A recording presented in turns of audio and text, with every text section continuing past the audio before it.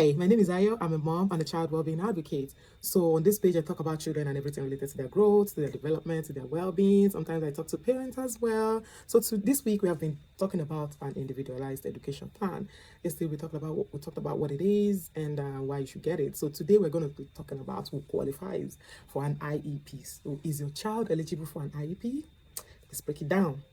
So not every child qualifies for an IEP. If your child has a form of disability, you and the school are going to make a plan to address that specific need to help that your child to thrive, even though he has such needs. Eligibility is basically determined through a formal evaluation process. In some countries, they would evaluate the child, they will ask questions. They have specialists that that actually sit down to evaluate your child. So they will evaluate your child and see if there is actually a need for an IEP, for an individualized education plan for your child. So not all child would qualify for an IEP. So here's what you need to know about who qualifies. So there are categories of disabilities under the idea. So and this includes autism spectrum disorder, dyslexia, speech and language impairment, emotional disturbance, attention deficit hyperactivity disorder, that's what we call ADHD, hearing and visual impairment, intellectual disability, developmental delays. Most significantly impacts a child's ability to learn in a general education settings. So it doesn't we have specialists that that their job is to do this, evaluate children and see if they qualify for a plan. And how is this eligibility determined?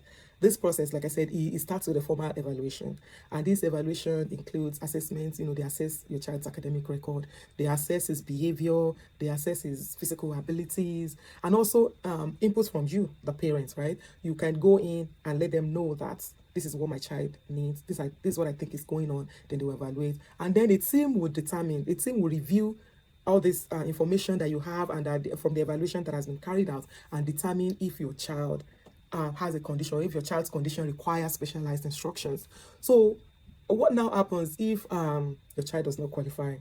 If you feel something is wrong and then they evaluate your child, they feel like your child does not fall into any of this category. So any child that doesn't meet the requirements for an IEP may still benefit from a plan. It's a 504 plan, and this 504 plans also provides accommodation. It provides accommodation, but it does not include specialized instructions. So it could be that your child just need extra accommodation. Like some children, they need extra time to finish their test. So this child may be determined not to need an education plan, a specific plan.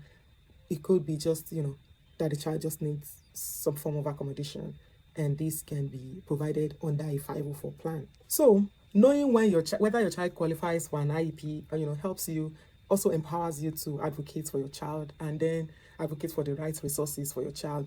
And early identification is very important in ensuring that your child's educational journey is successful, your child thrives, your child has the support that they need. So we'll see you all tomorrow. Bye-bye.